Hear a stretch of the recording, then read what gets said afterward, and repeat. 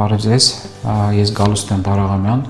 այսօրվա մեր թեման ցավ ստորին վերջույթներում։ Բազմաթիվ պացիենտներ ունենալով ցավ ստորին վերջույթներում առաջին հանգամանքը, որ մտածում են, դա զարկերակային կամ երակային համակարգի այս կամ այն տիպի խնդիրներն են,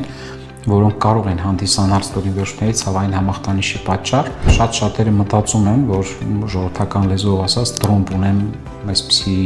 արտահայտություն են արդար կիրառում, դիֆերենցիալով թե զարկերակային մաթերոսկլերոտիկ ախտահարումները, ոչ էլ երակային տրոմբոցիկ կամ այլ բնույթի ախտահարումները։ Ցավը ստորին վերջույթներում կարող է պայմանավորված լինել բազմաթիվ պատճառներից։ Եթե ստորին վերջույթների շրջանում չկա այտուցային համախտանիշ, չկա ասիմետրիա, չկա ենթամաշկային լայնացած երակային ցանց, չկա սուր տրոմբոզին բնորոշ կլինիկական պատկեր եւ դուպլեքս հետազոտությամբ այս ամենը ժխտվում է, բնականաբար ցավային համախտանիշը պայմանավորված չէ ստորին վերջույթների զարկերակների կամ երակային համակարգի ախտահարման հետ։ Շատ հաճախ ցավի պատճառը լինում է ողնաշարային խնդիրները, հոդային խնդիրները, գերքաշի հետ կապված խնդիրները, ինչպես նաև մկանային խնդիրները, որոնք որ թույլ են տալի հիվանդին ավելի ճիշտ ուղղորդել